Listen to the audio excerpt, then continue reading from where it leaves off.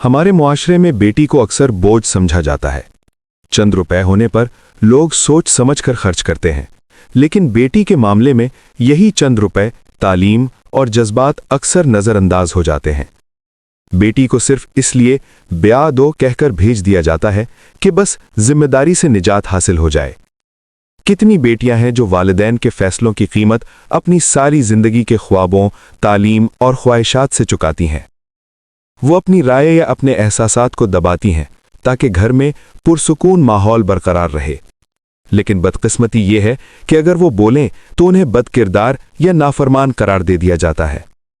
ये रवैया सिर्फ बेटी के लिए नहीं बल्कि पूरी समाजी सोच के लिए खतरनाक है। मुआशरे में ये कहानी आम है। वालिदैन अपनी आसानी के लिए बेटी की ख्वाहिशात को पसे पुश्त डाल देते हैं और समाज भी खामोश रहकर इस अमल को दुरुस्त समझता है।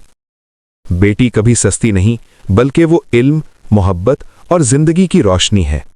जब हम बेटी को इज्जत और एहतराम देते हैं तो ना सिर्फ वो खुद खुश रहती है बल्कि पूरा घर और मुआशरा मजबूत होता है। बेटी को सिर्फ ब्याह के लिए नहीं बल्कि एक मुकम्मल इंसान के तौर पर जीने का हक देना चाहिए। हमें अपने मुआशरती रवैयों को बदलने की जरूरत है। बेटी को बोझ न समझें बल्कि खानदान का सरमाया समझें। उसकी तालीम, जज्बात और राय को अहमियत दें। शादी को फरार का जरिया न बनाएं बल्कि जिम्मेदारी और शराकत का फैसला बनाएं। बेटी की आवाज दबाने से मुआशरा कभी तरक्की नहीं कर सकता।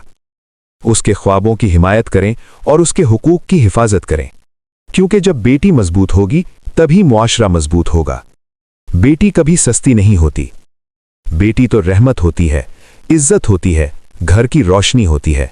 लेकिन बाज़ औक़ात गलत रिवायात, मुआशरती दबाव और लोगों की सोच उसे बोझ बना देती है।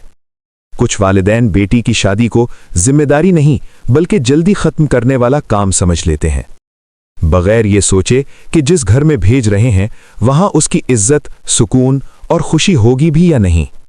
और सबसे तकलीफदेह बात यह है कि अगर वो अपनी राय दे, अपनी तकलीफ बताए या नाइंसाफी के खिलाफ खड़ी हो जाए तो उसी के किरदार पर सवाल उठा दिए जाते हैं। हमारा मुआशरा ऐसी कहानियों से भरा पड़ा है।